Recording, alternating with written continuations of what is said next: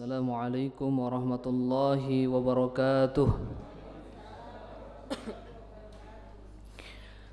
Innal hamdalillahi nahmaduhu wa nasta'inuhu wa nastaghfiruh wa na'udzu billahi min shururi anfusina wa min sayyiati a'malina may yahdihillahu fala mudhillalah wa may yudlilhu fala hadiyalah. Asyhadu an la ilaha illallah wahdahu la syarikalah wa asyhadu anna Muhammadan abduhu wa rasuluh alladzi la nabiyya wa la rasula ba'dah. Amma ba'du. Alhamdulillah, ikhwatu iman, Bapak Ibu yang senantiasa dirahmati serta diberikan kenikmatan oleh Allah Subhanahu wa taala. Alhamdulillah, puji syukur mari kita panjatkan kepada Allah Rabbul Ghafur yang mana pada kesempatan malam hari ini kita bersama-sama masih diberikan kenikmatan, kesempatan, kesehatan serta keimanan oleh Allah Subhanahu wa taala. Kumaha Bapak Ibu dara ramang?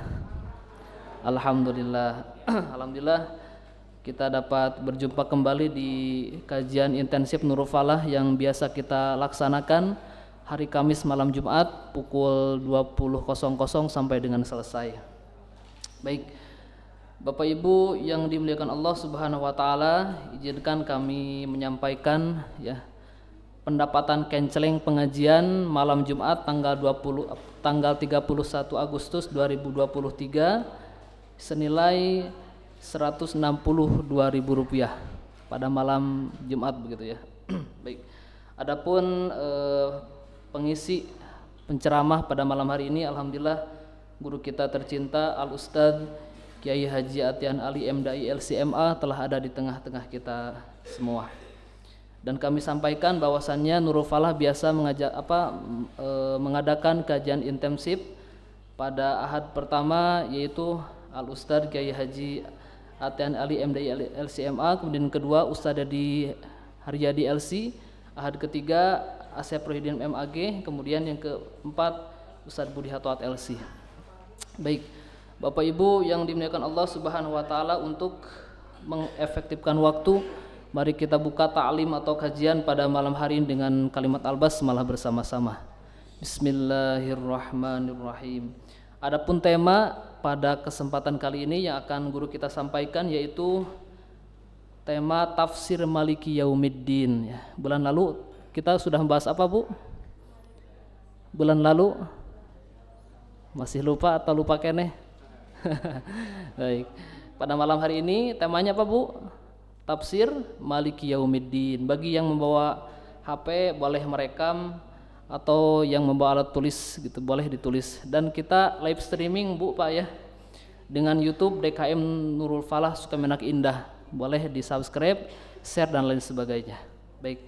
Langsung saja kepada yang kami muliakan, Gurunda tercinta Kiai Haji Atian Ali MDai LCMA, kepadanya kami persilahkan.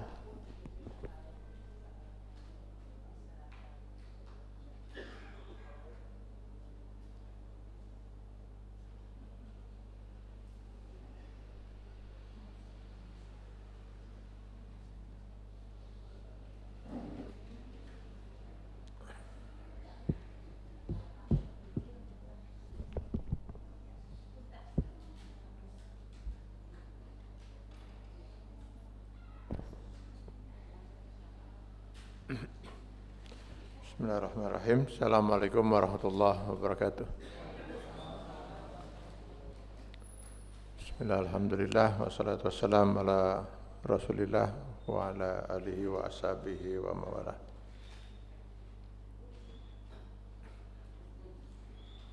Bapak-bapak dan ibu-ibu, ikhwan akhwat rahimakumullah. Alhamdulillah pada malam hari ini kita kembali dipertemukan Allah Subhanahu wa taala.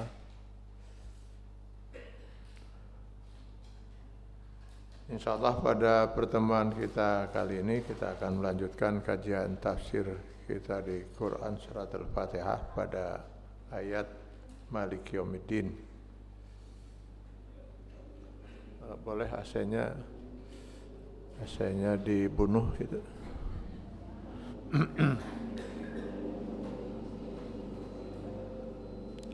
Ini kebetulan sejak pagi saya kondisi kesehatan sedang kurang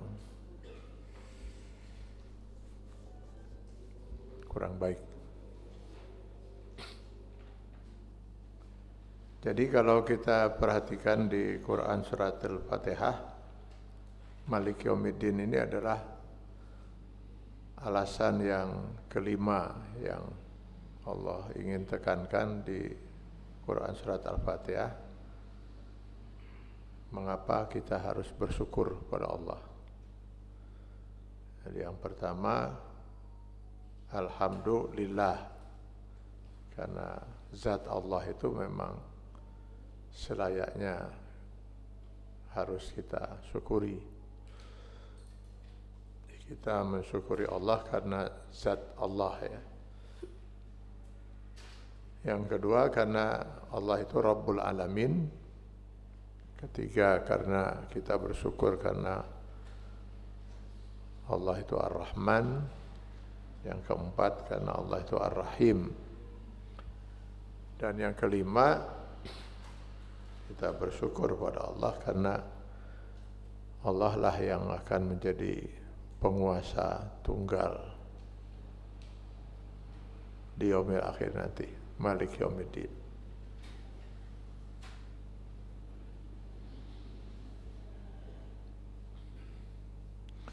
Jadi kalau ada manusia tidak mau bersyukur kepada Allah karena keempat hal itu, masa juga dia tidak mau bersyukur pada Allah padahal nasibnya sepenuhnya akan ditentukan di yaumil akhir oleh Allah Subhanahu wa taala.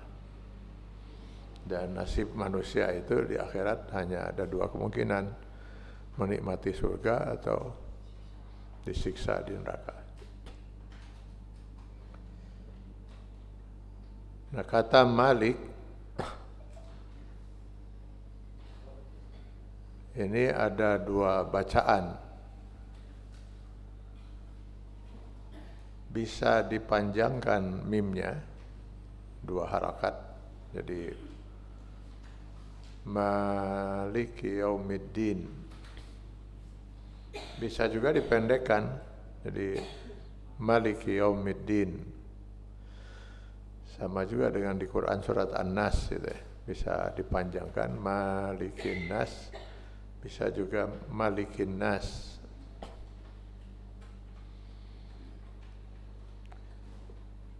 Untuk Allah, kedua-dua ini benar. Karena Allah memiliki sifat kedua-duanya. Kalau dibaca panjang mimnya, dia menjadi isim fa'il,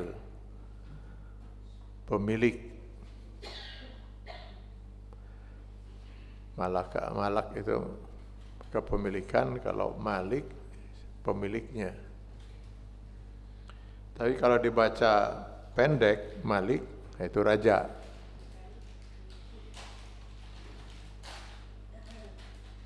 Kalau di manusia kita semua Malik. Kita semua Malik gitu ya, pemilik. Kita memiliki rumah misalnya, memiliki istri, suami, anak, dan itu milik kita gitu. Tapi terbatas gitu. Jadi kalau dia Malik, raja, dia memiliki dalam arti menguasai untuk mengatur para pemilik itu. Atau kalau di Indonesia 270 juta rakyatnya gitu ya. Yang masing-masing punya milik itu dikuasai oleh sang raja gitu. Untuk diatur bagaimana mereka menjalankan kepemilikan masing-masing gitu.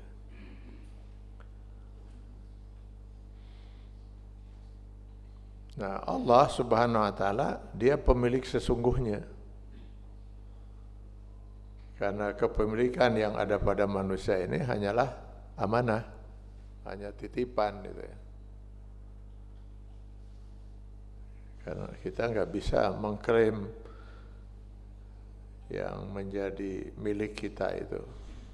Karena kita hakikatnya tidak memiliki dalam arti sepenuhnya.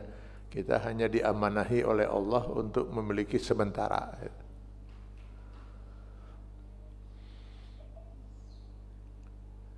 Dulu ketika manusia masih di generasi awal gitu ya, Adam alaihissalam, tentu kepemilikan ini belum diatur. Adam dan Siti Hawa bebas, dia mau ngebangun di mana saja gitu, bangun rumah gitu. Lalu asal ngelihat pohon berbuah tinggal diambil buahnya gitu. Dan belum ada orang yang memiliki gitu. Bebas, Adam dan Hawa mau tinggal di mana saja, mau menikmati apa saja gitu. Tapi ketika manusia itu sudah mulai berkembang gitu, maka ini perlu diatur gitu. Perlu diatur kepemilikan itu. Jadi mulailah ada kepemilikan, ini sebutan, ini rumah saya, ini istri saya, ini suami saya gitu. Sehingga suami atau istri kita nggak bisa kemudian dimiliki di kubatur gitu. Ya. Tapi sebenarnya dia bukan milik kita, gitu. Bukan milik kita. Pemilik sesungguhnya adalah Allah.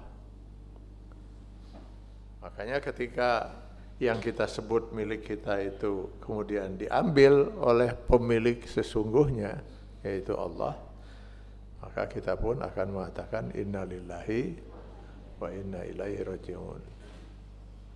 Kita semua berasal dari Allah dan kita semua akan kembali kepada Allah sebagai pemiliknya gitu.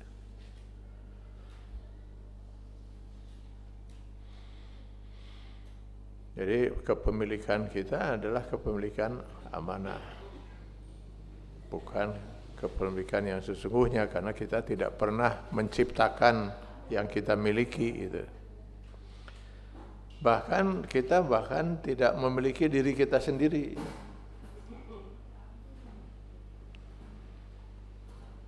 Makanya betapa luar biasa murkanya Allah kepada orang yang bunuh diri.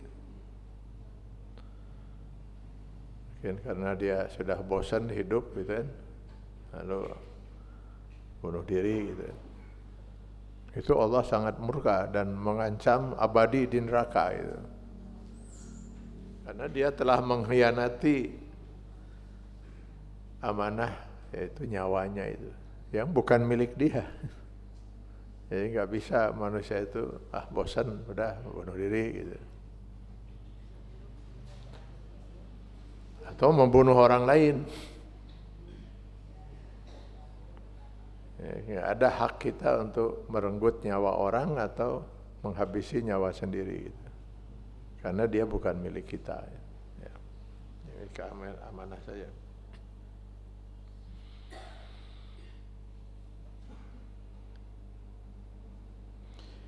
Jadi kepemilikan termasuk kekuasaan itu diberikan oleh Allah Subhanahu wa taala gitu kepada kita manusia di dunia sebagai amanah.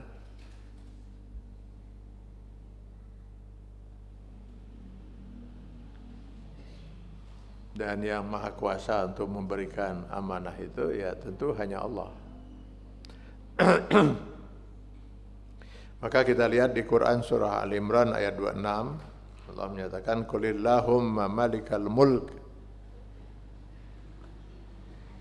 Katakanlah Allah malikal mulk, raja di atas segala raja, penguasa di atas para penguasa. Kenapa? Karena semua yang berkuasa atau semua raja itu, dia bisa menjadi raja dan berkuasa itu karena Allah.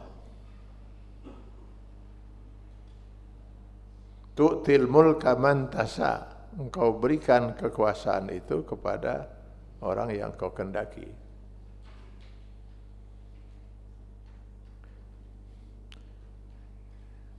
Jadi siapapun yang berkuasa, siapapun yang jadi raja gitu, jadi penguasa, itu karena Allah.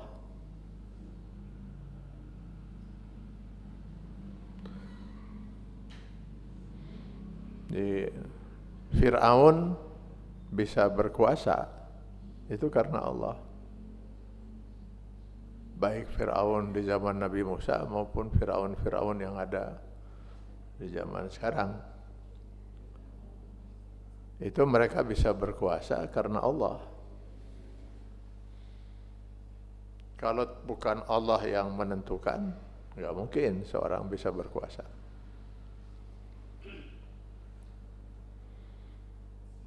Nah, kenapa misalnya kok Allah menentukan penguasa yang zalim?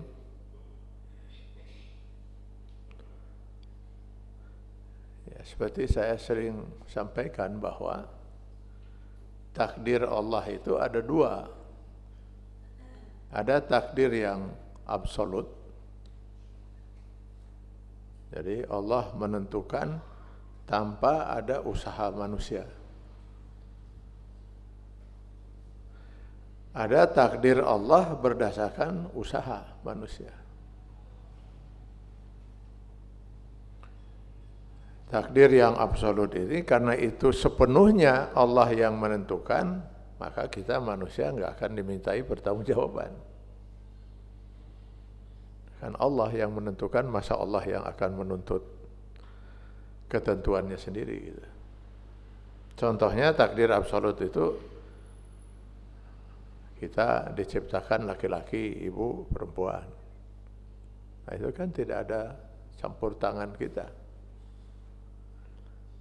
Bapak lahir tanggal sekian, bulan sekian, tahun sekian, jam sekian, menit sekian, detik sekian. Itu absolut. Lalu hari ini jantung kita berdetak sekian kali gitu. Paru-paru kita bekerja, darah mengalir, semua itu di luar usaha kita gitu. Bentuk wajah kita seperti ini gitu. Nah, itu takdir yang absolut. Karena itu takdir absolut, di mana kita nggak ada usaha, nggak ada ikhtiar, maka nggak akan dimintai pertanggungjawaban. Jadi Bapak Ibu nggak akan nanti di akhirat dimintai pertanggungjawaban oleh Allah. Kenapa Bapak laki-laki? Kenapa Ibu perempuan? Kenapa misalnya tinggi badan cuman seberapa itu, sehingga ada orang yang luar biasa soleh itu lalu dimasukkan ke neraka. Nah, ketika dia tanya kenapa, ya karena tinggi badan tidak memenuhi syarat itu. Untuk masuk surga misalnya harus minimal 1,80 m gitu, ya kan 1,55 m gitu. Masuk neraka gitu. Itu nggak akan pernah terjadi. Karena semua ini adalah takdir absolut. Nah, ada lagi takdir, semuanya terjadi dengan takdir Allah. Cuman ada takdir yang kedua, takdir yang berdasarkan usaha. Baik, buruk, celaka, selamat, mukmin, kafir, soleh, maksiat. Nah, itu jodoh, rizki, itu semua takdir berdasarkan usaha. Jadi Allah menyerahkan manusia 100% untuk menentukan pilihannya. Allah takdirnya hanya menentukan aja. Jadi takdir yang berdasarkan usaha manusia itu ya seperti kertas kosong saja disodorkan pada kita, yang ngisi sepenuhnya kita. Mau diisi apa gitu. Allah ya kalau dalam surat itu stempelnya. Nah, itu takdirnya itu jadi gitu.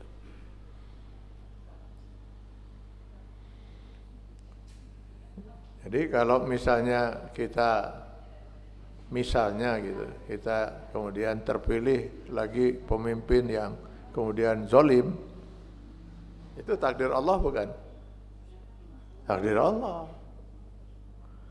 Kunaon Allah nakdirkeun si eta. Ya bongan saha pan harayangna si eta. Allah mengikuti usaha manusia, ikhtiar manusia. Jadi semua berdasarkan takdir Allah. Sekarang kita berkumpul di tempat ini, di masjid. Gitu. Takdir Allah bukan? Takdir Allah. Kenapa Allah menakdirkan kita ke sini? Ya karena kita berusaha ke masjid. Nah kalau sekarang ada sekelompok orang sedang berbuat maksiat di night club atau di mana, di tempat-tempat maksiat, itu takdir Allah bukan? Takdir Allah. Kenapa Allah menakdirkan mereka di tempat maksiat? Apa mereka memang berusaha ke tempat maksiat? Memang niat derek maksiat? Masa orang mau niat maksiat kok Allah ditakdirkan ke masjid? Sementara yang berusaha pergi ke masjid malah kok Allah ditakdirkan jadi ke night club. Sehingga dia bingung, nah itu jadi kieu masjid. Jadi semua berdasarkan ikhtiar manusia. Jadi siapapun yang akan terpilih nanti 2024 itu adalah takdir Allah. Nah tergantung ikhtiar manusia rek milih saha gitu. Gitu.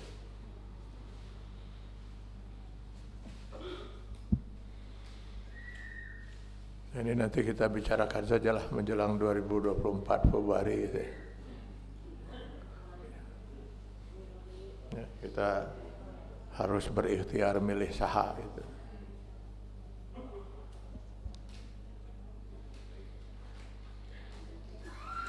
Namun jadi pemilu lagi, sing jadi timuan dia, karena masih saja ada yang berambisi untuk pemilu ditunda.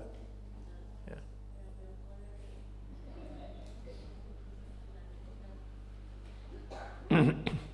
Jadi qulillahumma malikal mulk tu'til mulka man tasha, engkau berikan kekuasaan kepada orang yang kau kehendaki. Jadi Allah berkehendak memberikan kekuasaan kepada seseorang itu karena ikhtiar manusia, maunya ke sana. Wa tanzi'ul mulka mimman tasha, engkau cabut kekuasaan itu dari orang yang kau kehendaki. Jadi yang memberikan kekuasaan itu Allah, yang menarikkan, yang kuasa untuk mencabut kekuasaan dari seorang penguasa juga Allah.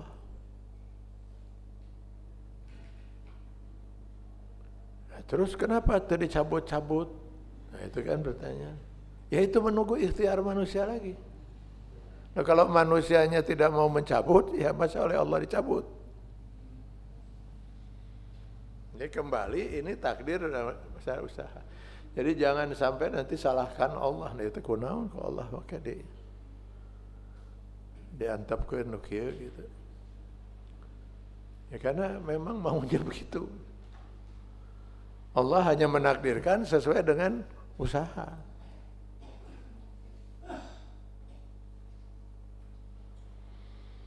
Jadi takdir Allah di sini mengikuti apa yang diusahakan oleh manusia. Jadi siapapun nanti yang bakal jadi di 2024 namun jadi pemilu itu pasti berdasarkan apa yang diusahakan oleh manusia.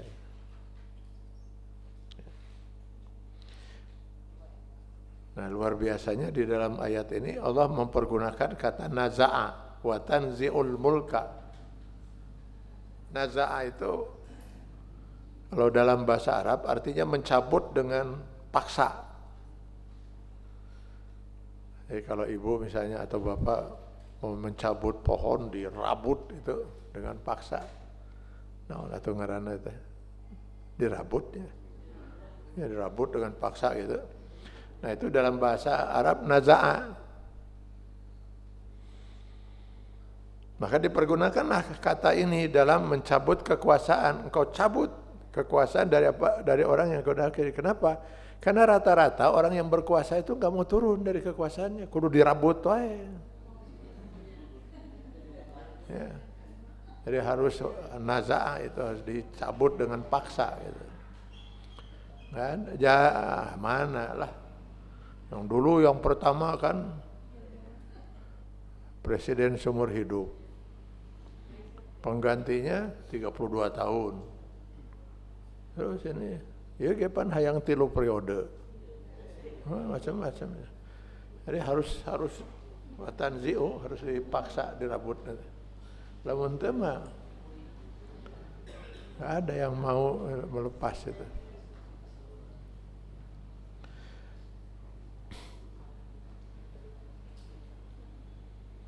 Wa tu'izzu man tasha wa tuzillu man tasha. Engkau muliakan orang yang kau kehendaki, engkau hinakan orang yang kau kehendaki.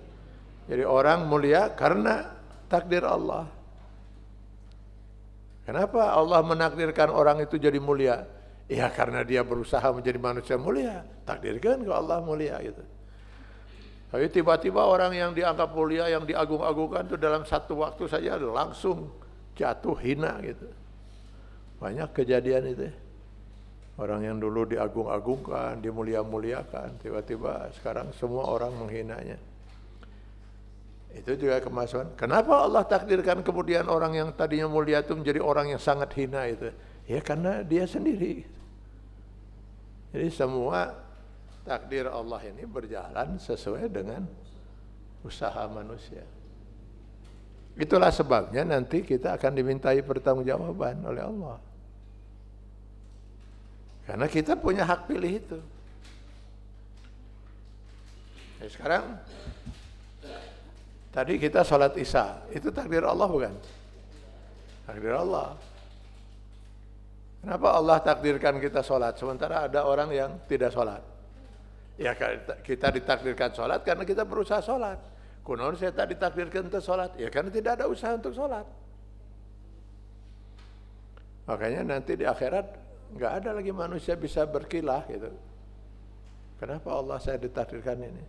Apakah yang dirinya? Jadi sepenuhnya oleh Allah diberikan hak menentukan pilihan. Jadi jangan lagi ada orang berpendapat, wah ini sudah takdir saya seperti ini. Ya takdir itu karena usaha dirinya. Betul itu takdir Allah, tetapi takdir itu karena usaha masing-masing manusia. Jadi Allah menakdirkan seorang masuk neraka, ya karena dia memang menempuh jalan untuk masuk neraka. Masa ada orang berusaha masuk surga, lalu kok Allah ditakdirkan masuk neraka?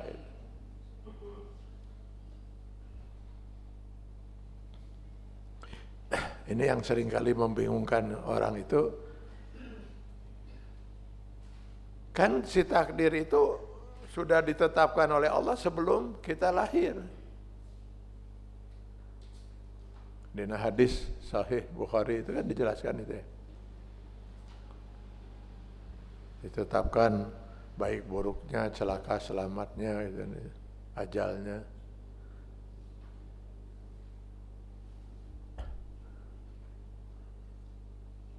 Jadi di mana letak usaha kalau manusianya belum lahir sudah ditakdirkan? Nah, ini yang jadi bikin panjang cerita perdebatan soal takdir itu. Kesalahannya hanya satu. Ketika si manusia itu berpikir Allah itu seperti kita manusia gitu. Baru bisa tahu kalau sudah melihat perbuatan. Sekarang pertanyaannya, sebelum saya lahir, Allah tahu nggak apa yang akan saya perbuat? Nah, lain Allah kalau sampai tidak tahu. Allah Maha tahu. Allah Maha tahu bahwa nanti ketika saya lahir, pada hari anu, jam sekian, menit sekian, detik sekian, saya akan berusaha itu. Maka Allah takdirkan. Sebelum saya lahir. Dengan maha tahunya Allah.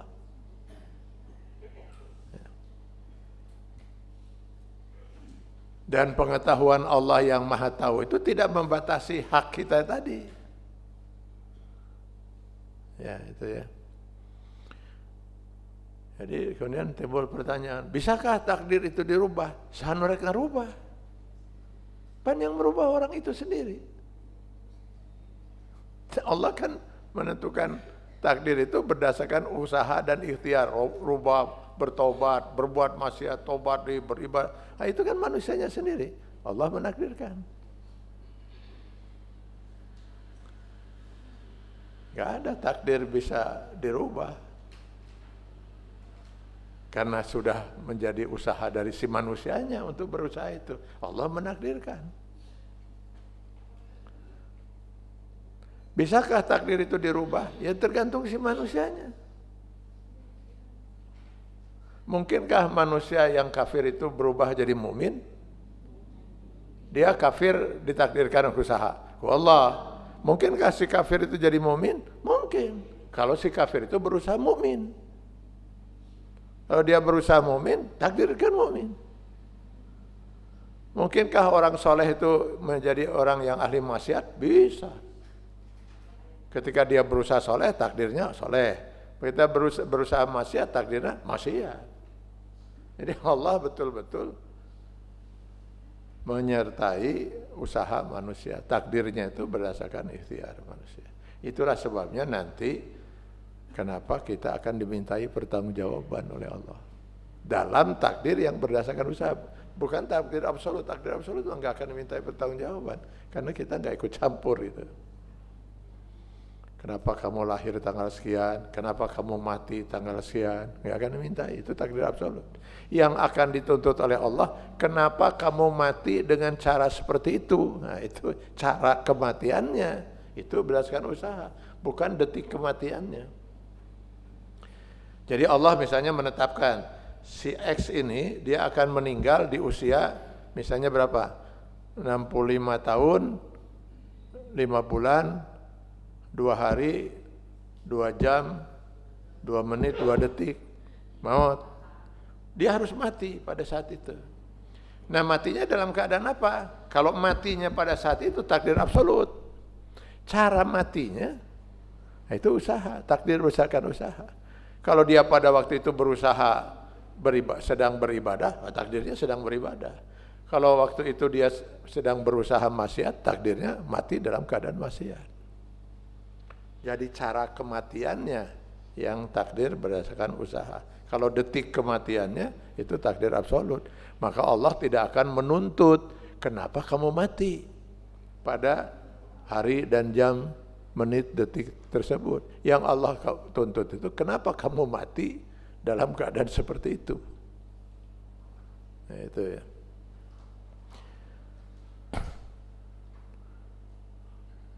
Ya. Jadi wa tanzilul mulka mimman tasha wa tu'izzu man tasha wa tuzillu man tasha biyadikal khair innaka ala kulli syai'in qadir. Nah, jadi kekuasaan yang diberikan oleh Allah kepada kita manusia itu sebagai ujian. Ya, ujian juga kepada kita manusia. Dan kebanyakan orang yang berkuasa itu kebanyakan terlalu lulus dengan kekuasaannya. Malah tidak sedikit yang diberi kekuasaan lalu mereka mengklaim dirinya sebagai Tuhan. Seakan-akan dialah pemegang kekuasaan tertinggi gitu. Yang berkuasa berbuat apa saja itu. Nah, contohlah Firaun, contohlah Namrud, ya, itu ya. Coba kita baca di Al-Baqarah 258. Alam tara ilal ladzi haja Ibrahim fi rabbih an atahu Allahul mulk. Tidakkah kamu perhatikan orang yang mendebat Nabi Ibrahim dalam urusan Tuhannya? Jadi mendebat Nabi Ibrahim dalam urusan Tuhan yang diyakini oleh Nabi Ibrahim, yaitu Allah Subhanahu wa taala. Dia mendebat itu dan tidak mengakui Tuhan Nabi Ibrahim itu. Nah, siapa orang yang mendebat Nabi Ibrahim ini? Enggak dijelaskan di dalam ayat ini, saha gitu.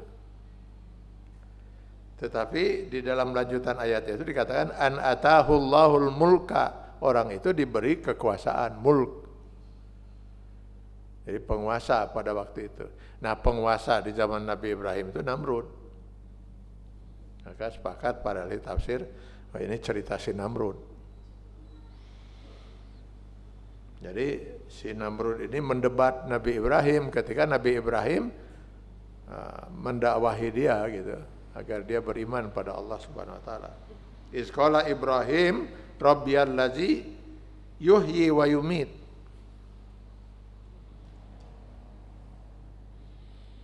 Tuhanku adalah yang maha kuasa menghidupkan dan mematikan.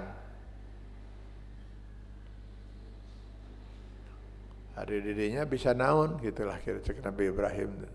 Kalau Tuhan saya Allah, dia yang maha kuasa menghidupkan dan mematikan. Maka si Namrud kemudian mengatakan, ana uhi wa umit. Saya juga kuasa untuk menghidupkan dan mematikan.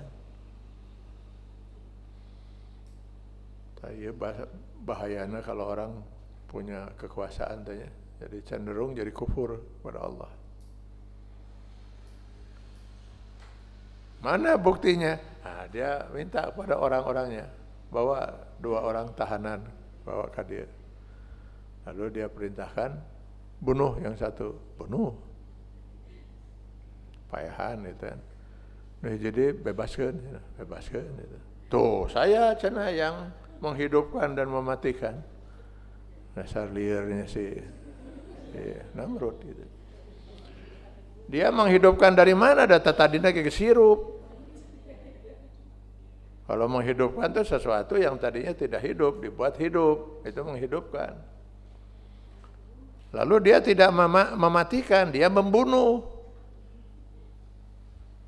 Berbeda antara membunuh dan mematikan. Coba lihat di Quran surah Al-Imran ayat 14. 42 itu.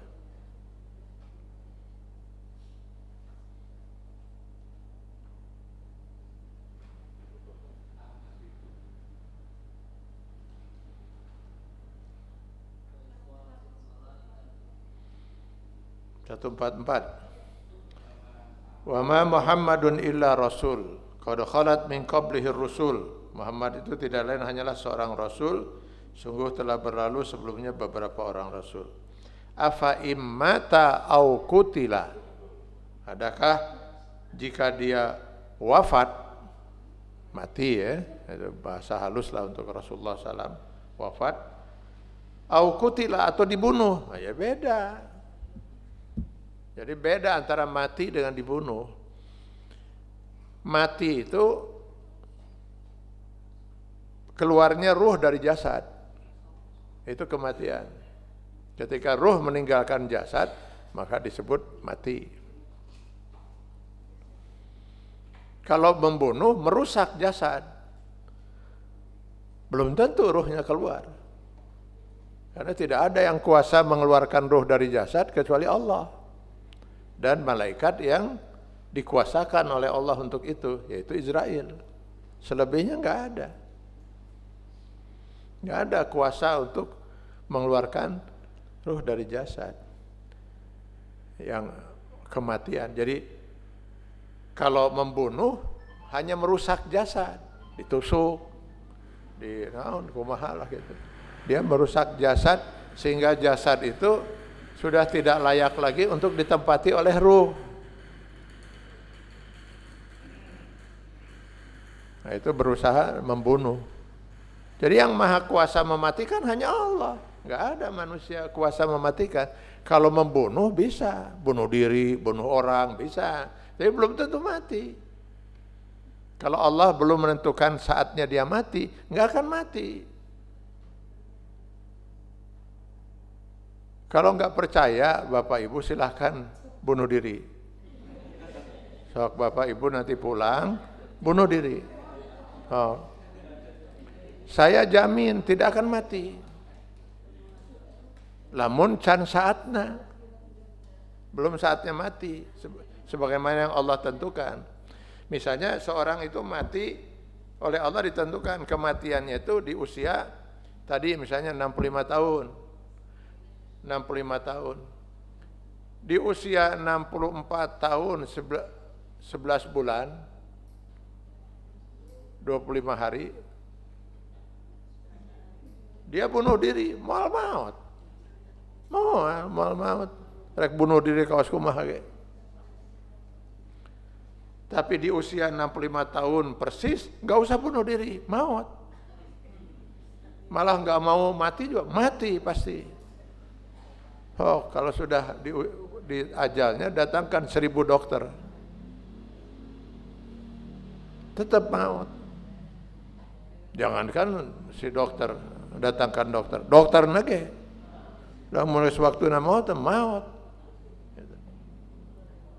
Makanya saya berani menjamin, sok bapak ibu bunuh diri, dan nggak akan mati kalau belum saatnya. Tapi sebaiknya jangan dicoba, Bu. Takutnya pas dicoba pas saatnya. Nah, itu saatnya pisan gitu. Mati itu, wah cilaka itu, kekal di neraka. Jadi kadang-kadang ya orang yang bunuh diri itu orang bodoh. Nah, liar itu kudu bunuh diri. Begitu juga orang yang membunuh orang lain, orang bodoh. Ngapain harus dibunuh orang itu? Dan tanpa dibunuh juga bakal maut. Kalau belum waktunya maut, rek dibunuh kumaha moal maut.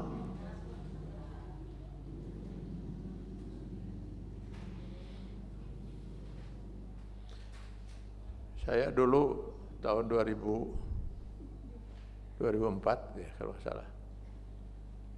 Saya ditabrak di Palembang itu. Ditabrak itu mah jelas itu. Mobil yang saya tumpangi itu sampai bannya ke atas, saking kerasnya tabrakannya.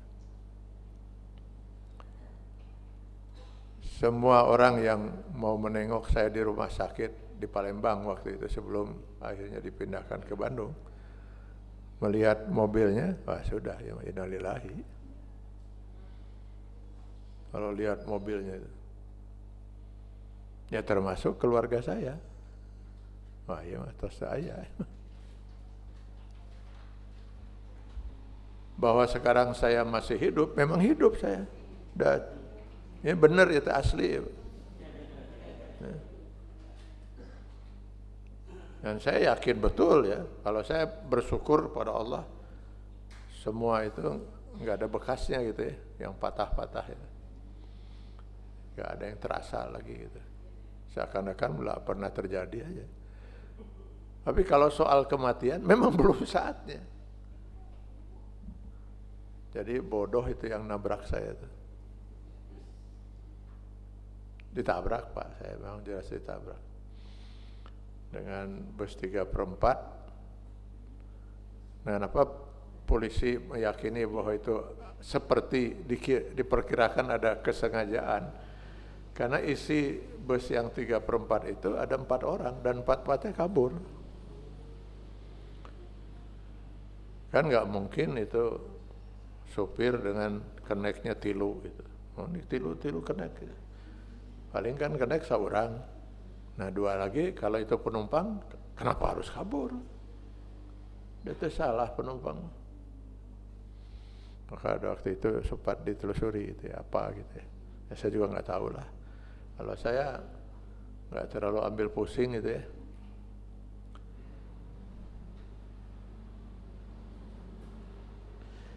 Karena siapapun yang mau bunuh diri nggak akan mati kalau belum saatnya. Siapapun yang mau membunuh nggak akan berhasil membunuh kalau belum saatnya. Jadi beda antara membunuh dan mematikan itu. Yang Maha Kuasa menghidupkan dan mematikan itu hanya Allah. Kalau membunuh siapa saja bisa berusaha membunuh. Saya dulu pernah baca di koran Pikiran Rakyat itu biasanya dulu ada pojok tunggu dulu gitu ya, cerita singkat gitu ya. Ada pemuda katanya di Perancis putus asa. Enggak dijelaskan kenapa putus asanya, ada itu mah cerita singkat gitu ya. Pokoknya putus asa lah si pemuda itu. Dia bunuh diri dengan gantung diri pakai tali. Tali di mana? Bermain manggih. Putus talinya. Makanya dia jatuh sehingga kakinya kesleo. Itu praktis gitu. Akhirnya dia mencoba bunuh diri dengan minum racun serangga.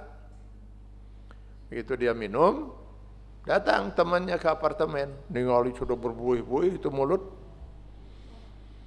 Maka temannya langsung telepon ambulan. Ya emang sejauh yang saya tahu di Eropa itu luar biasa Pak, cepat yang begitu-begitu.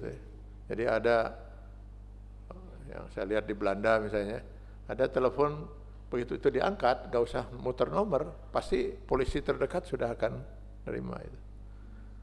Angkat ini ambulan dekat sudah cepat. Bawa ke rumah sakit. Selamat. Hingga dia pulang dengan kehel gitu ya. Itu nih hara resep pisan hayang paeh gitu. Gantung diri terhasil, minum racun terhasil. Entah dari mana dia dapatlah itu bom rakitan itu. Kayaknya dia taruh rakitan bom itu di bawah ranjang dia. Pakai timer gitu ya, pakai bom waktu gitu. Dia baring di atas ranjang itu. Tunggu sampai bom itu meledak. Meledak si bom itu. Hancur ranjangnya itu. Malah dinding-dinding kamarnya juga ikut rusak. Dia sendiri cuma luka-luka ringan. Ya memang can waktu maut, Pak. Ada yang dibiarkan dengan peristiwa begitu, ada yang kalau memang belum saatnya mati itu, ya terjadi, gitu. Pas rek bunuh diri, tiba-tiba dia dapat apa misalnya atau kumaha gitu, terjadi niatnya. Kalau belum saatnya mati, nggak akan mati. Maka orang bodoh itu yang bunuh diri itu, bodoh pisan. Karena mana lilir maneh bunuh diri. Nanti kalau sudah saatnya mati, mati sorangan, dan mau kudu dibunuh, kudu bunuh diri gitu. Tapi Nabi Ibrahim kalau kemudian mendebat si Namrud ini, bakal panjang itu perdebatan itu. Kamu bukannya menghidupkan mematikan, misalnya debat lagi, panjang debat itu. Maka oleh Nabi Ibrahim dialihkan masalahnya dengan mengatakan, qala Ibrahim fa innallaha ya'ti bisyamsi minal masyriq fa'ti biha minal maghrib fabuhital ladzi kafar. Allah Tuhanku menerbitkan matahari di timur dan menenggelamkannya di barat. Kalau memang kamu betul-betul Tuhan, sok terbitkan di barat, tenggelamkan di timur. Nah, keok kata. Itu bisa naon si Namrud. Kalau tadi menghidupkan mematikan, makanya pakai alasan kawas gitu. Inilah luar biasanya Nabi Ibrahim ya. Nabi Ibrahim itu menghadapi Namrud itu patung itu kan dihancurkan ku Nabi Ibrahim tuh, sesakeun hiji patung nu panggedena. Simpen kampak didinya. Begitu si Namrud dengan pasukannya pulang dari berburu, cenah. Ningali Tuhan beak cenah. Tuhan mereka hancur semua. Iya mah pasti Ibrahim cenah, tewak. Karena yang memusuhi, membenci patung kita ini cuman Ibrahim. Tewak, tanya ke si Namrud, siapa yang menghancurkan Tuhan kami? Ya teuing ke Ibrahim. Cuman tadi waktu saya ke sini saya lihat itu yang paling gedenya megang kampak cigana manehna.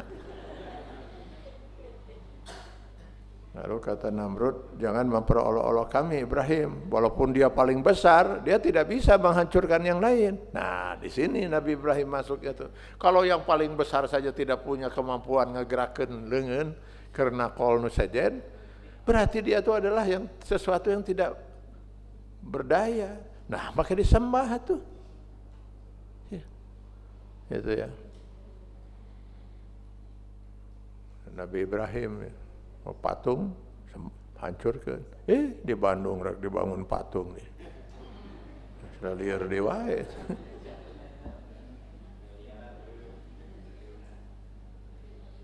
Ya.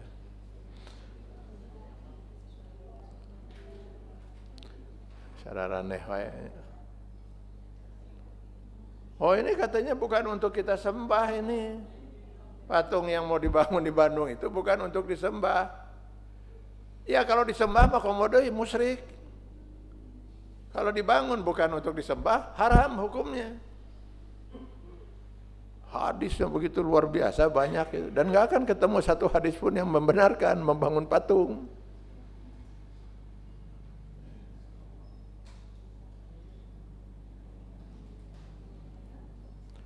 Kan itu pengkultusan itu. Mengkultuskan itu. Pasti ada unsur pengkultusan, pengagung-agungan, pengkultusan. Kenapa? Karena yang dibangun pasti orang yang mau dikultuskan. Berapa? Maaf ya, belum pernah saya melihat ada orang gembel mau terus dijieun patungnya. Pasti itu pengkultusan. Maka saya hanya mengingatkan aja gitu ya. Kalau nanti itu jadi di mudah-mudahan sih gitu. Patung politik ya mah. Dibangun untuk kepentingan politik.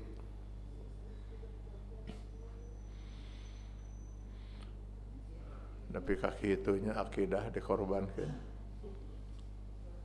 Itu kalau seandainya nanti patung itu jadi dibangun, lalu di kemudian hari dikultuskan, bahkan disucikan, lalu orang berdatangan ngusap-ngusap patung itu untuk mencari berkah.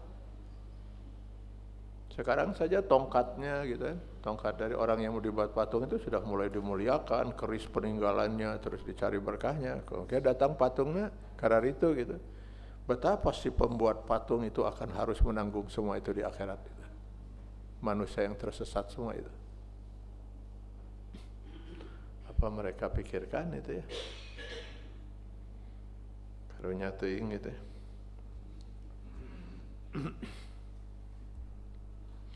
Jadi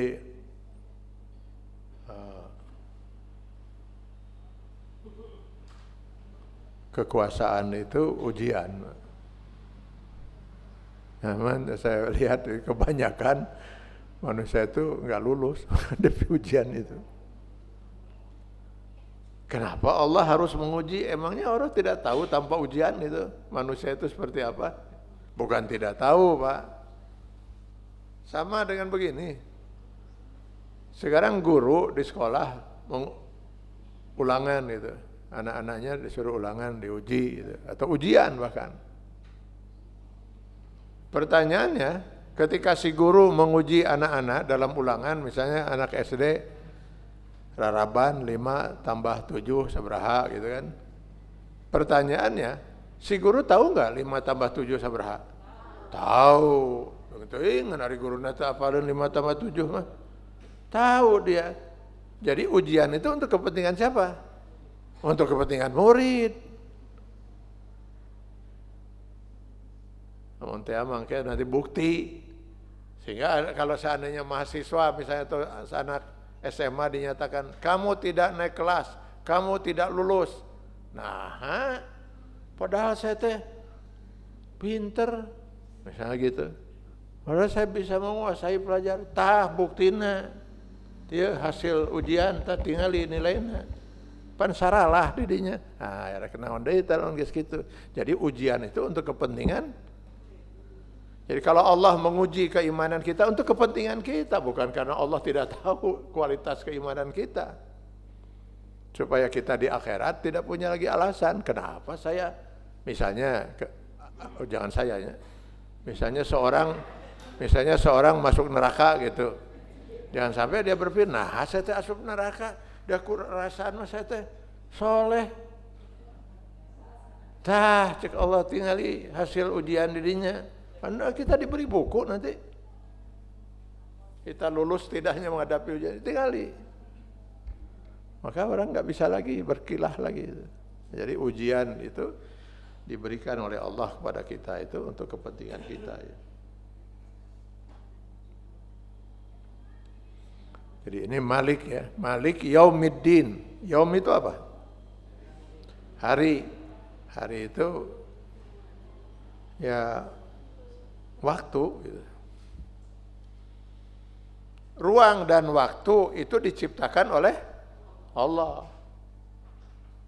Maka Allah tidak terikat oleh ruang dan waktu. Ini sekarang jadi perdebatan lagi kan itu, ramai diperdebatkan itu soal wallahu 'alal arsy istawa, antara yang tidak mau mentakwilkan dengan yang mentakwilkan itu. Yang mentakwilkan, baca Allah di atas aras. Kalau Allah di atas aras berarti Allah itu terikat oleh ruang, itu aras.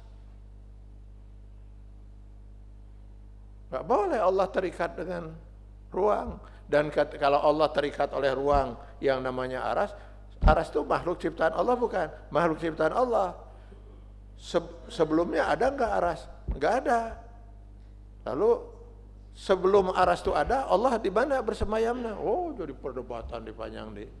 Padahal Rasul sudah mengatakan tafakkaru fi khalqillah wala tafakkaru fi zatillah. Hendaknya kita berpikir itu tentang makhluk ciptaan Allah, jangan berpikir tentang zat Allah. Enggak akan bisa. Cukup kita sudah diberi oleh Allah kejelasan laisa kamitsli syai'un. Allah tidak serupa dengan makhluk, enggak bisa kita bayangkan lagi. Sudah saja kita yakini saja, selesai, titik gitu. Itu yang aman. Tapi kita umat Islam tuh memang paling resep beda gitu, yang beda jeung batur gitu. Maka terjadilah kita firqah-firqah seperti ini. Gak bisa bersatu, itu susah bersatu.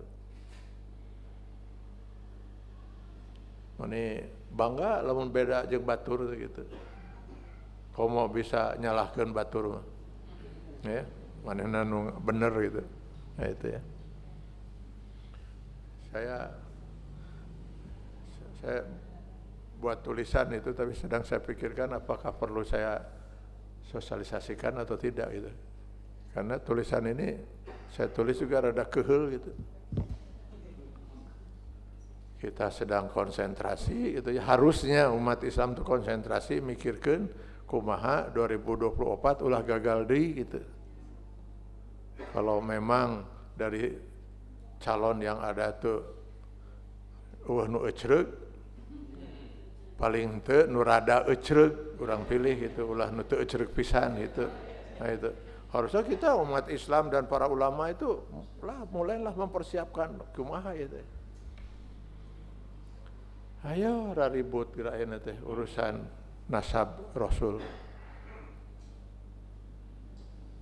antara mereka yang ingin diakui sebagai keturunan Nabi dengan mereka yang mengingkari keturunan Nabi lain, nu kitu banyak keturunan Nabi.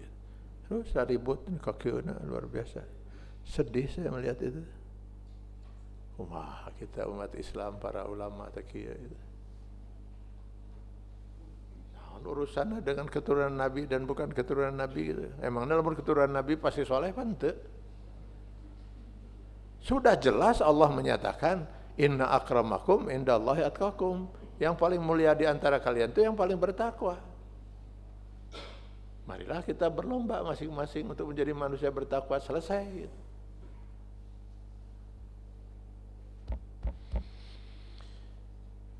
Apalagi kalau memang keturunan Nabi teh aya gitu nya. Teu aya ge diperebutkeun.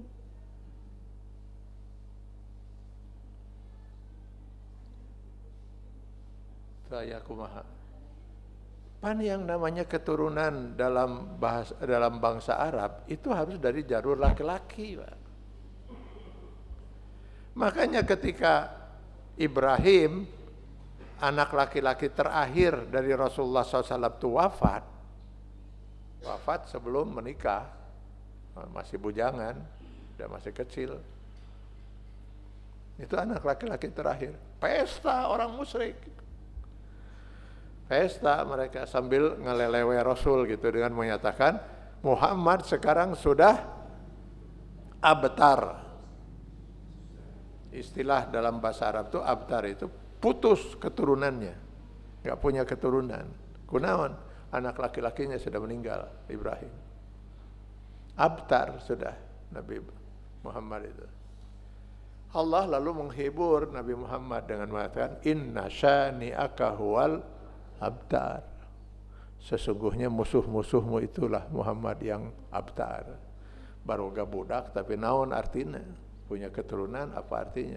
Nabi Muhammad gak punya keturunan, tapi umat ini seolah-olah anak Rasulullah semua. So, pernah gak satu hari tanpa ada orang menyebut Rasulullah? Gak ada, boro-boro sehari, per jam, per menit malah. Di sini azan, asyhadu an la Muhammadan Rasulullah. Datang dia, asyhadu anna Muhammad Rasulullah. Nah, itu ke salat gitu. Asyhadu anna Muhammad Rasulullah. Terus kapan nama Rasul tidak itu? Seolah-olah keturunannya luar biasa banyak itu. Umat ini menjadi keturunan dia. Nah, itu innasan ya. Tapi tidak artinya Allah membenarkan pengakuan pernyataan orang musyrikin bahwa Nabi Muhammad itu sudah putus keturunannya, abtar. Betul. Tapi dalam hakikat dia tidak abtar gitu. Jadi walaupun ada keturunan itu dari Fatimah, dari jalur anak perempuan. Maka dalam bangsa Arab itu Muhammad ibnu Abdullah, ibnu Abdul Muttalib, laki jalurnya. Abu Bakar As-Siddiq, Umar bin Al-Khattab, nggak ada perempuan. Keturunan itu dari jalur.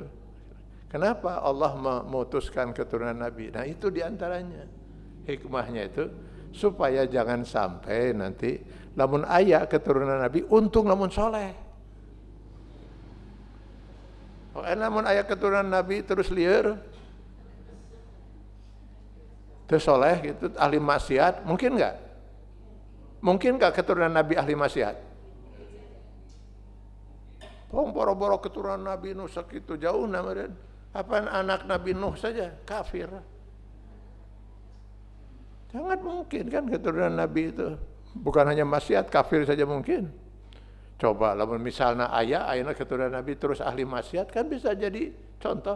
Tinggali turunan Nabi ke kaos gitu patuh. Wajar ya orang gitu. Apa cilaka, Pak.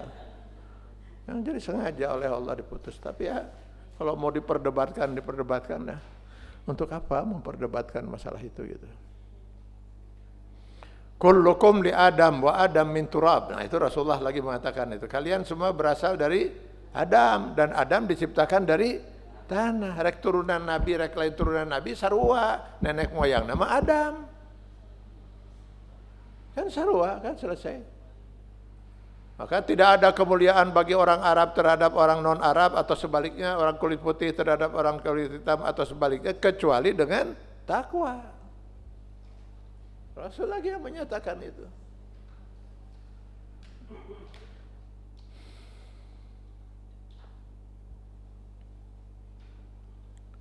Ya. Jadi loba nu pika keheuleuh ini. Ya, kita umat Islam tuh ya.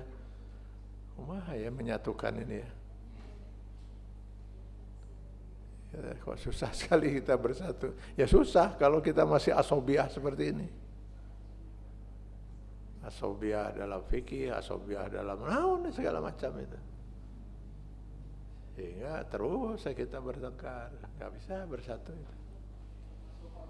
Asal lain dulur gitu jeung beda fikih jeung urang. Sementara tokoh-tokoh fikihnya begitu rukun antara Imam Syafi'i dengan yang lainnya, malah pengikut anu silih salahkeun itu.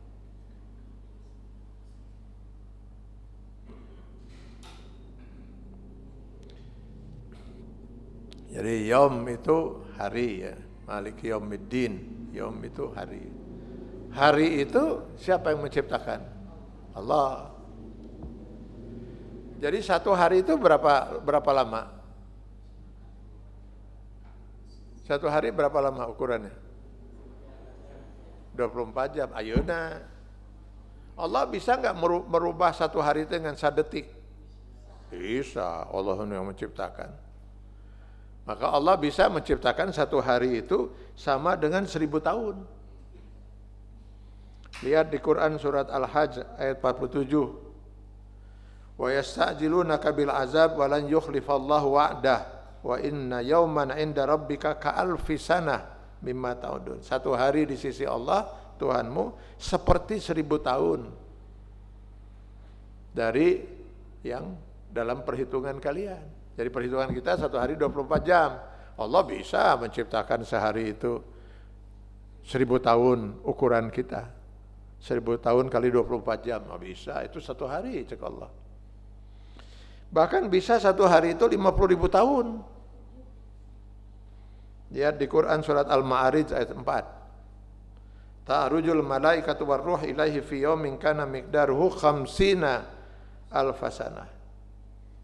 50.000 tahun. Ya Allah Maha Kuasa membuat satu hari terek 24 jam, rek 1000 tahun, mau 50.000 tahun, sehari rek 5 menit. Itu kekuasaan Allah SWT.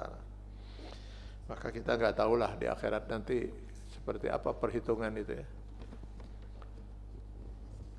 Maka yom, nah di sini yom hari yang dimaksud di sini adalah masa gitu ya. Wallahu alam hari yang di Yaumuddin itu berapa ukurannya gitu ya. Tapi yang penting kenapa hari di sini dikaitkan dengan din? Kok disebut Yaumiddin? Hari yang din itu apa? Agama. Karena pada hari itu semua kita manusia akan diukur benar tidak, selamat tidaknya dengan ukuran agama. Ya manusia itu benar atau henteu gitu kan, mukmin atau kafir, dia taat atau maksiat, ukurannya apa? Agama. Maka disebut Yaumuddin. Nu cilaka itu karena tidak sesuai dengan agama itu, yang selamat karena dia menjalani hidup di dunia itu sesuai dengan nilai agama. Jadi maka disebut Yaumuddin.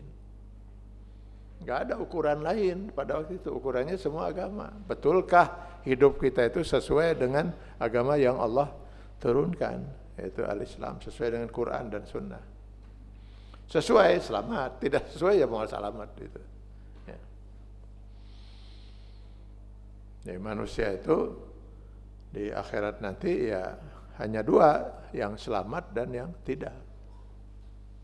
Yang selamat asup surga,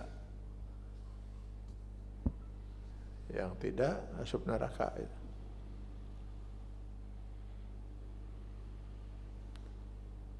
Kita termasuk yang selamat mah. Ya. Cigana gitu, cigana.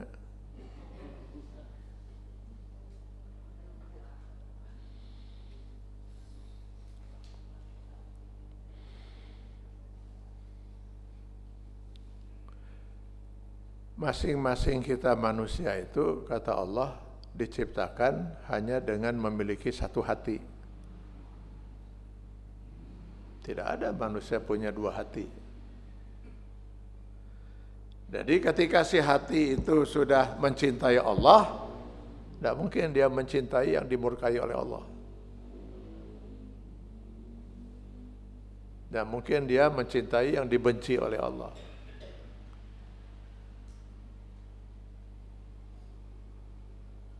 Kalau si hati itu sudah mencintai akhirat, tidak mungkin dia mencintai dunia. Dia pasti hanya akan mencintai dunia yang dicintai oleh Allah. Jadi lamun maehna hayang beunghar teh beunghar dengan cara yang diridhai oleh Allah. Dia tidak akan mau beunghar dengan cara yang dimurkai oleh Allah karena dia mencintai Allah, mencintai akhirat. Nah, kita ini pecinta akhirat, pecinta dunia. So, kayaknya jujur ya pula. Orang jujur gitu, orang jujur lah. Kita pecinta dunia, pecinta akhirat. Dunia akhirat. Apaan hati dengan hiji? Ya, akhirat. Benar.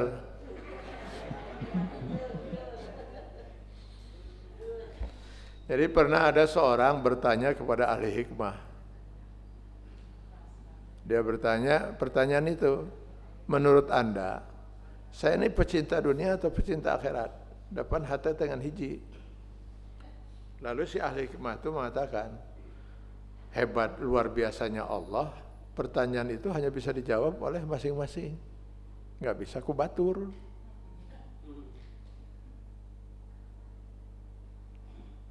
Ya itu jelas, sudah cek nanya itu kumaha maksudnya. Nah, begini saya ambil contoh katanya. Kamu sekarang sedang berada di rumah.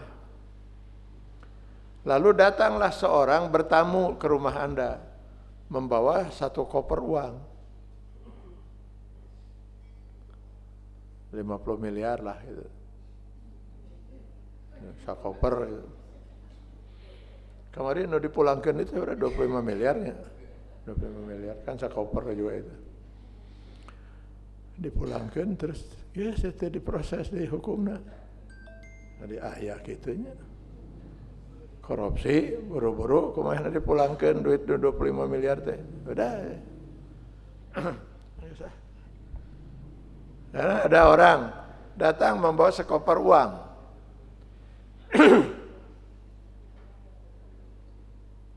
Setelah orang ini pulang, 10 menit kemudian datang lagi seorang fakir miskin. Meminta sedekah dari Anda. Hiji datang bawa sekoper uang, yang satu lagi datang fakir miskin untuk meminta sedekah. Dari 2 tamu ini, mana yang paling kita senangi?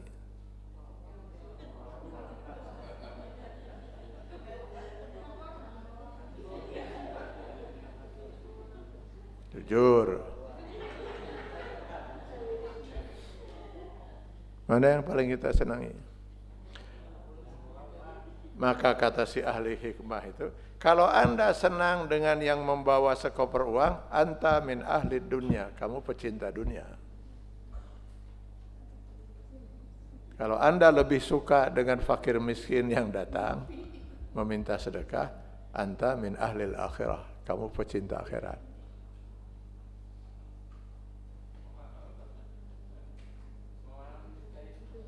Ma?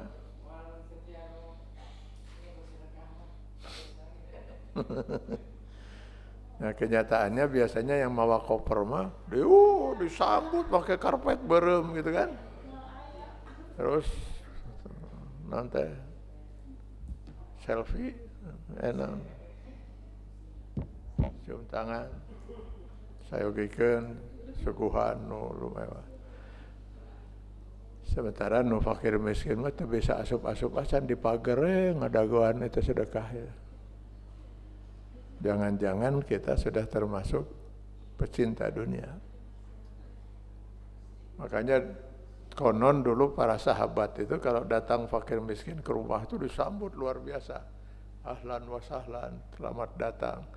Seorang yang jauh-jauh datang untuk mengambil pahala dari saya, ibadah untuk disampaikan pada Allah tanpa minta upah.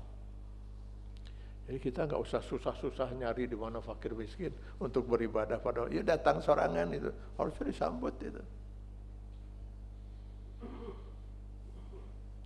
Tah gitu batur mah gitu. Fatimah putri Rasulullah SAW itu pernah malam-malam menggosok uang, Pak. Kan uang dulu dari dinar, dirham gitu, dari perak, dari emas gitu. Jadi gosok-gosok malam itu. Lalu ada yang melihat itu. Apakah pernah ayahmu Rasulullah mengajarkan kamu mencintai dunia sampai seperti ini? Lain sare, ayo ngosok-ngosok duit. Itu tegurannya itu kepada Fatimah. Apa jawaban Fatimah? Tidak pernah Rasulullah mengajarkan ini. Mengajarkan seperti itu, hubud dunia seperti itu. Terus apa yang kamu lakukan? Kata Rasulullah SAW, ketika kita akan bersedekah pada fakir miskin, uang itu sebelum sampai ke fakir miskin terlebih dahulu sampai pada Allah. Maka saya gosok dulu itu. Ini mau saya sedekahkan besok. Sebelum sampai ke fakir miskin, sampai pada Allah dalam arti hakikat ya, bukan syariat. Jadi ke Allah dulu baru sampai kepada fakir miskin. Maka perlu saya gosok itu. Sekarang pertanyaan, ketika kita mau bersedekah, uang tina dompet nu dipilih nu mana? Nu geus kuleuheut, nu geus rada soek, nu geus mana? Itu yang kita pilih itu kan. Beda gitu ya. Jadi Bapak, Ibu dan saudara-saudara sekalian, Malik Yaumiddin ini harusnya benar-benar kita sadari bahwa suatu hari kita akan dihisab oleh Allah. Dan di situ tidak ada yang bisa menolong kita. Kita akan berhadapan dengan Allah dan hidup kita yang sekian puluh tahun per detik akan dihisab sesuai dengan nilai agama, din. Benarkah kita sudah menjalani kehidupan ini sesuai dengan agama yang Allah turunkan itu? Tentu yang dihisab itu bukan hanya sholat, zakat, saum, haji saja. Seluruh kehidupan kita per detik. Faman ya'mal misqala dzarratin khairan yarah, wa man ya'mal misqala dzarratin syarran yarah. Sebagai pribadi, sebagai suami, sebagai istri, sebagai orang tua, sebagai anak, sebagai karyawan, sebagai pimpinan, cocok tidak hidup kita itu kita jalani sesuai dengan din. Itulah yang akan kami din. Maka harusnya kita bersyukur pada Allah karena dialah nanti akan menentukan nasib kita itu, selamat atau tidaknya kita di yaumil akhir nanti. Ini saya kira yang ingin saya sampaikan pada malam hari ini. Maka kalau ada yang mungkin ada yang mau ditanyakan, silakan.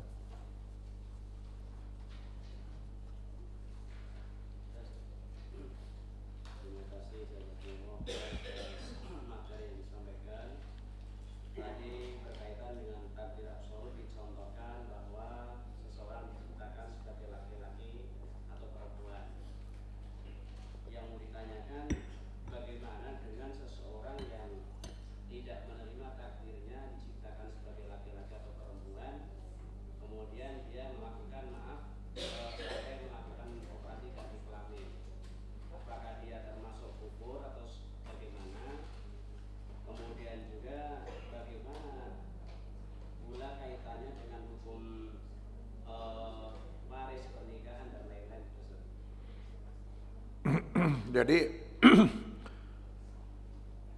ini yang operasi, misalnya laki-laki jadi wanita atau wanita jadi laki. Kalau wanita jadi laki-laki udah susah, Pak. Ya. Wanita jadi laki-laki, kebanyakan laki-laki jadi wanita tinggal dikeret kemarin gitu ya. Nah itu andai kata dia jelas laki-laki lalu kemudian dioperasi ngarah jadi wanita, wah itu sudah kufur nikmat gitu ya. Tidak menerima takdir Allah. Ya wallahu alam, kalau dia kufurnya hanya kepada kufur nikmat, ya tidak menyebabkan kafir. Tapi kalau dia sampai menyalahkan Allah gitu, menuduh Allah kumahalah gitu, ya bisa jadi kufurnya kafir gitu. Dan tentu dia mau berubah jadi wanita bagaimanapun, hukumnya tetap sebagaimana yang Allah tetapkan. Dia laki-laki gitu. Mau dioperasi jadi wanita juga tetaplah laki. Jadi dia harus laki-laki, nggak bisa dia kemudian harus diperlakukan sebagai wanita. Sehingga waris dia sebagai laki-laki. Aurat dia harus aurat seorang laki-laki. Silakannya yang begitu nanti pas haji, umroh, sakamar dengan perempuan. Padahal dia lelaki. Dulu saya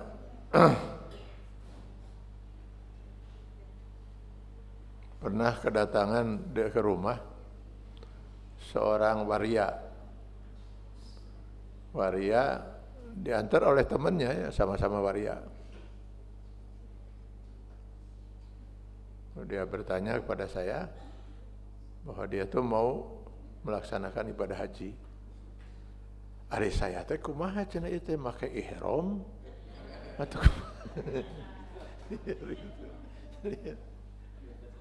Nah, dia itu dulu juara pernah Ratu Waria Jawa Barat. Jadi saya ceramah di gedung wanita waktu itu, dia hadir gitu. Karena dia para perias-perias itu kumpulan para perias. Nah, karena itulah. ceramah halal bihalal. Nah, dia lalu minta alamat, saya boleh nggak ke rumah? Emang nggak? Nah, ternyata dia punya masalah itu, mau haji. Saya bilang, Anda tuh laki-laki atau perempuan? Pan saya tuh apa? Sebenarnya dirinya tuh cenderung laki atau awewe? Ya, otot, kumis, laki semuanya itu. Ya, yang terlihat oleh saya ya. Dan saja itu bisa ditinggalikan itu. Jadi Anda sendiri, saya minta Anda laki saya. Ya sudah laki-laki. Cuman Anda sekarang berusaha untuk memperlihatkan kalau Anda perempuan, laki-laki. Dia pakai ihram. Dan saat pulang dari sana kamu harus laki-laki, saya bilang. Sejak sekarang kamu harus betul-betul memposisikan saudara sebagai laki-laki.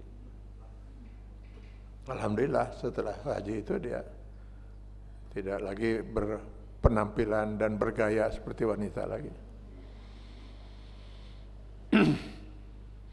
Nah, yang menjadi masalah itu kalau dia memang bukan laki-laki atau bukan perempuan, karena memiliki dua alat kelamin.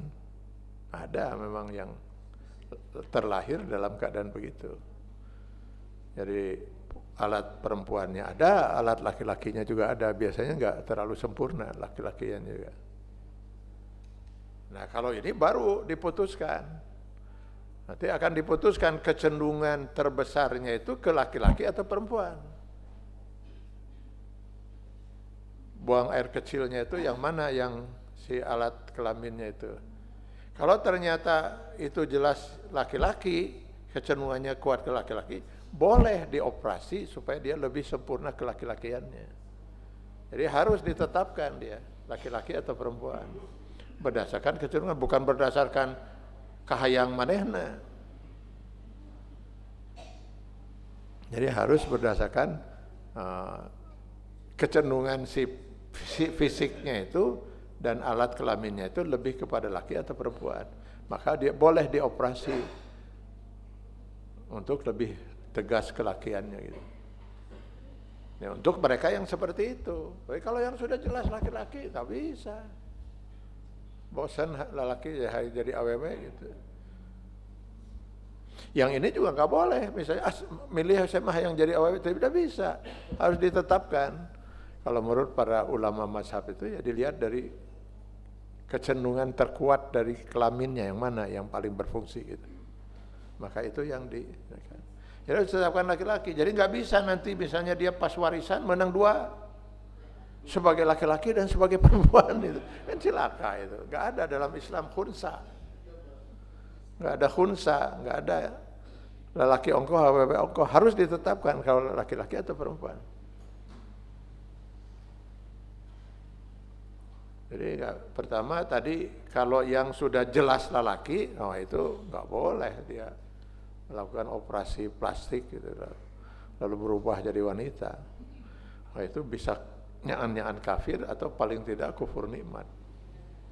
Dan dia akan banyak berbuat dosa karena dia laki-laki tapi sebagai perempuan, menang waris sebagai perempuan, terus ini kumpul dengan perempuan. Ayo ningali aurat babarengan sakamar, ada itu kan. Saya pernah satu pesawat itu dengan yang bersangkutan itu. Ini gimana ini? Kan kalau umroh itu atau haji itu biasanya kamarnya suka disatukan kan itu, kalau haji terutama ya, disatukan sekamar sekian orang. Dia biasanya perempuan dengan perempuan, laki-laki dengan laki-laki. Ayo mana sekamar dengan perempuan, pada mana laki? Ya nggak boleh itu ya.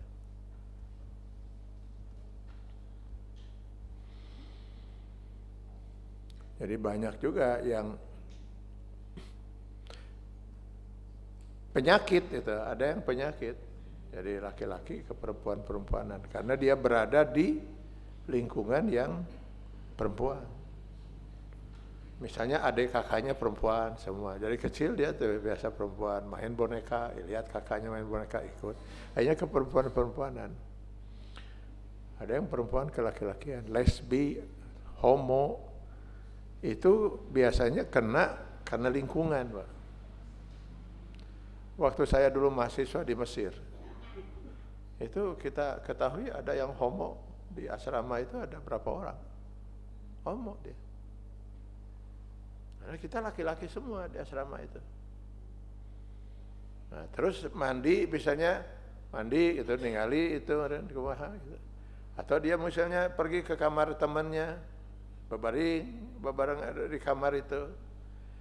Mula-mula dia nggak punya niat apa-apa. Tapi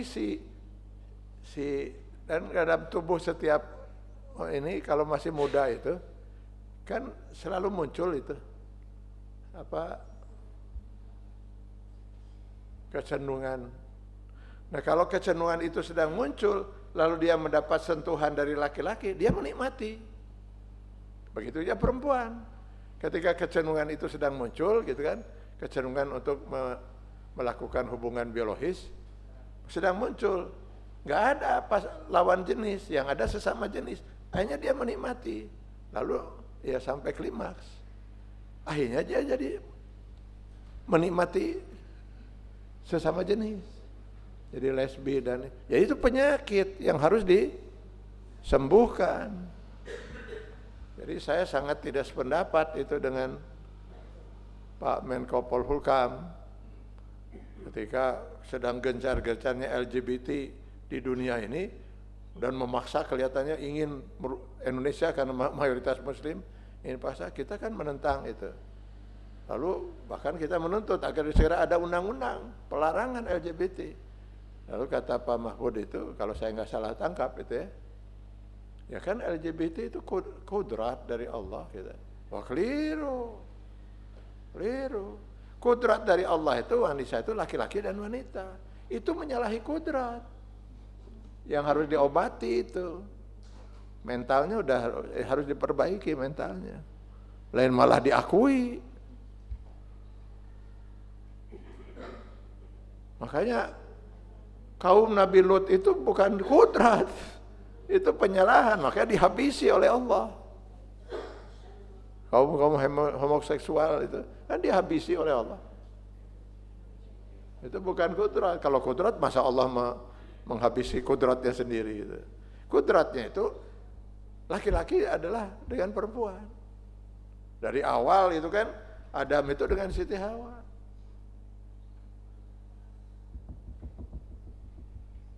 Jadi LGBT itu melawan kodrat, menyimpang itu kan, penyimpangan itu. Homoseksual, lesbian, itu semua penyimpangan. Bukannya malah kita seolah-olah mengakui keberadaan itu. Harus aja mengakui keberadaan Nugelo. Nugelo itu jangan diakui lalu ya guys lah itu mah geus kudrat Nugelo gitu. Disembuhkan itu, bukan diakui. Ada yang lain? Ya.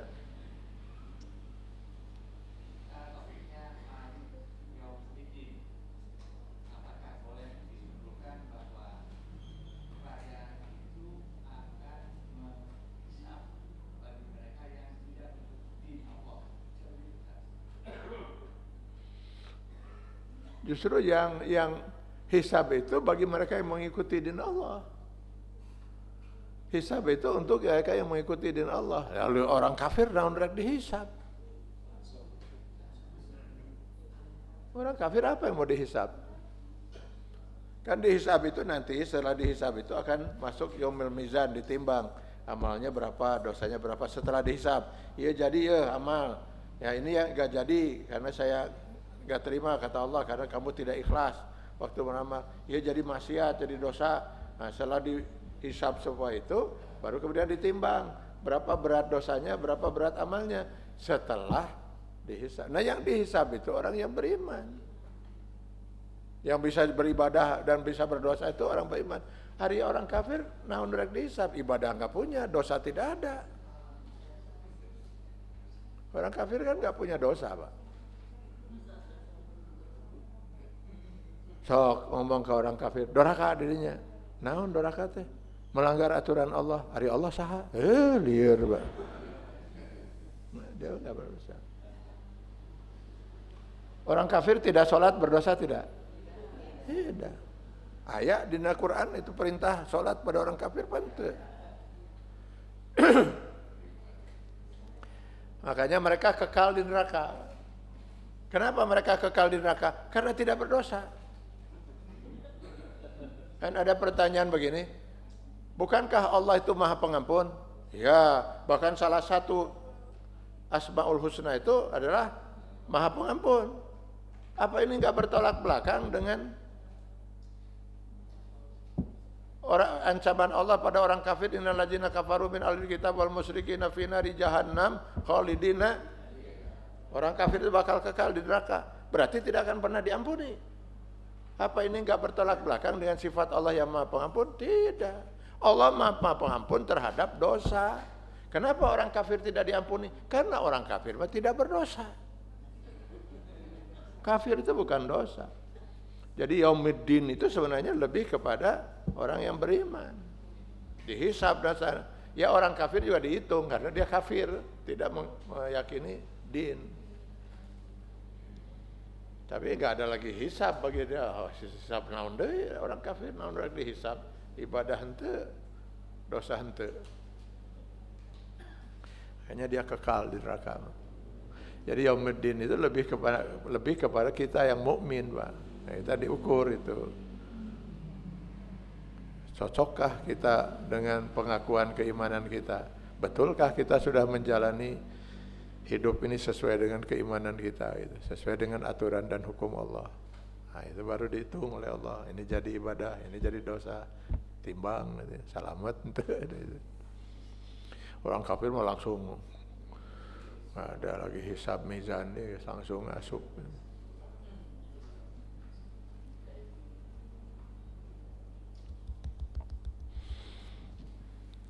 Cukup mungkin ya. Kalau nggak ada lagi dari ibu-ibu, nggak ada. Nah, kira cukup ya. Mudah-mudahan Allah Subhanahu Wa Taala memberkahi kita sekalian.